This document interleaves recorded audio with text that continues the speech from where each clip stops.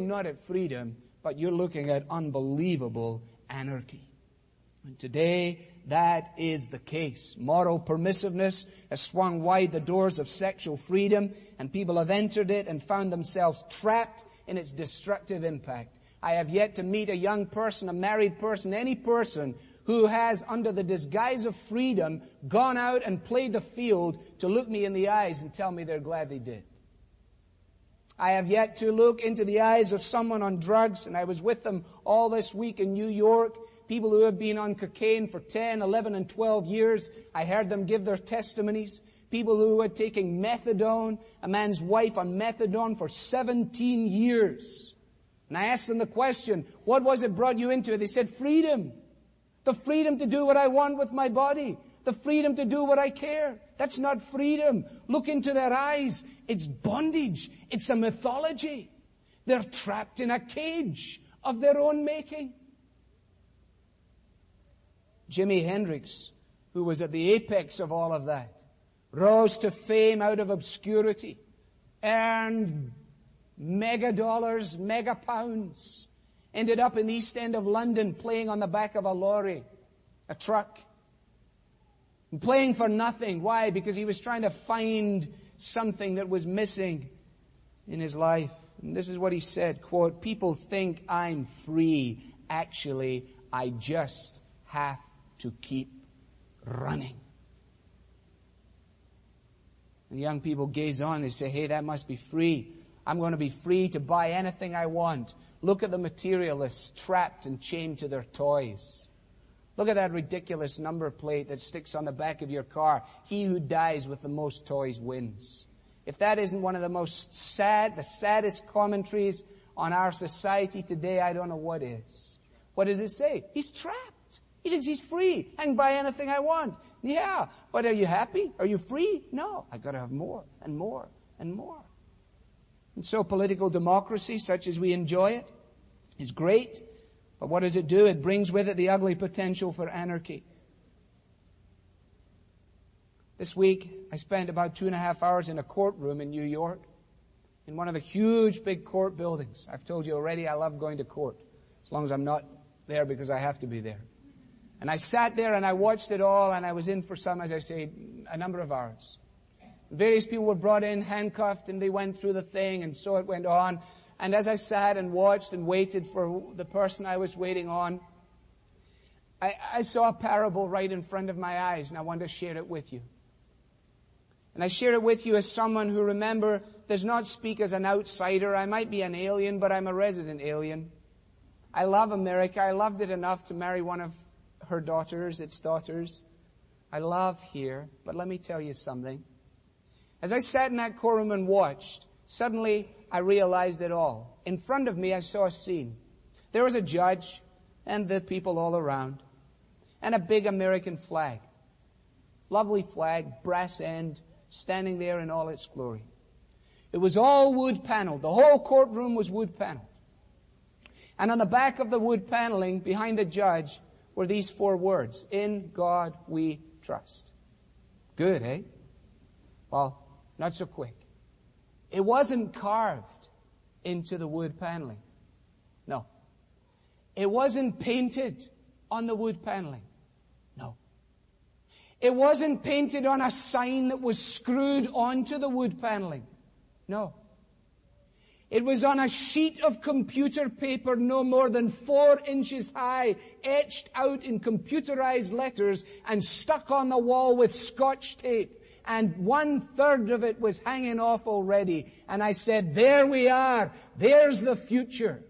In God we trust is hanging by Scotch tape as people walk the streets and speak of freedom and liberty and justice. And it is no more than a mythology until once they return to the foundations of the faith, to the Word of Scripture, to the Christ of the Gospel, to the Son of God, to the Jesus who spells freedom. I'm kind of pumped up about it. Can you tell? You think we're not thankful for it as it is? You think we don't want to hold on to it as it is? Yes, but we better proclaim it as it really is, and not a pale reflection of the real thing. Plato's Republic, which was written a wee while ago, as those of you who remember from school will recall, which I was reading this week. Plato, in describing democracy and the democratic man towards the end of it, in the translation that I had, speaks of this man in the middle of democracy wrestling with the experience of freedom. And he says this: as soon as somebody tries to intervene in his life and say there is a difference between the freedom to do just what you want and a freedom which is constrained by other absolutes around you, then, says Plato, that individual will reveal his true colors. Quote, when he is told that some pleasures should be sought and valued as arising from desires of a higher order, and others chastised and enslaved because the desires are base. Okay? In other words, there's good things to pursue and there's bad things to reject. He will shut the gates of the citadel against the messengers of truth, shaking his head and declaring that one appetite is as good as another and all must have their equal rights. So he spends his days indulging the pleasure of the moment, now intoxicated with wine and music, and then taking to a spare diet and drinking nothing but water, one day in hard training, the next day doing nothing at all, and the third apparently immersed in study. Now what is this, the 5th or the 6th century? This is the 20th century man he's describing. Every fad and fancy of the 20th century man is described here. The 60s, taking the pleasure of the moment and intoxicated with wine and music. The 80s, taking to a spare diet and drinking nothing but water and talking only about cholesterol as if that was the beginning and the end of our human existence. One day in hard training, you can join this club for $29.50. And we're not going to tell you what it will cost you from then on, but come along. Because as long as you have your health, that's all that matters. One day in hard training, the next day doing nothing at all. And a third apparently becoming a student. His life is subject to no order or restraint, and he has no wish to change an existence which he calls pleasant, free, and happy. I couldn't go to New York this time, and I haven't been walking on the streets for 11 years without going to one place. I went to the Dakota building where John Lennon was shot. And I stood outside that gate and I thought. And I thought about the fact that John Lennon met Paul McCartney in 1957 where? At a church picnic. Maybe kind of like a Monday like tomorrow. They met one another at a church picnic. Boy, I wonder who the pastor was that day. I wonder what he spoke about. I wonder did he confront them with the claims of Jesus Christ.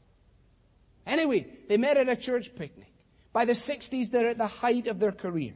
In 68, they're with the Maharishi. 69 to 71, it's Give Peace a Chance. 72 to 80, he lives in America. Gives one interview to Rolling Stone magazine, and this is what he says. The dream is over. I have personally got to get down to so-called reality. Can't be reality, it's got to be so-called reality. Because like nothing is for real, man, you know. Well, it is. Jesus is for real. Now that was a very long introduction. Here comes a not so long conclusion. There is a mythology that needs to be exposed. There, secondly, is a captivity that needs to be faced. C.S. Lewis, writing of this, says, the lost enjoy forever the horrible freedom they have demanded and are therefore self-enslaved. Did you get that? The lost enjoy forever the horrible freedom they have demanded and therefore they are self-enslaved. Jesus says the same thing here in John chapter 8. Look very carefully at the context of his words. In verse 30, even as he spoke, many put their faith in him. Verse 31, to the Jews who had believed him. So the context in which Jesus now says what he's about to say is that of some measure of profession of faith, some measure of belief. And Jesus immediately goes on to show the nature of true faith and of genuine discipleship. And he says to these people, if you hold to my teaching, you are really my disciples. The corollary being that if you don't hold to my teaching, no matter what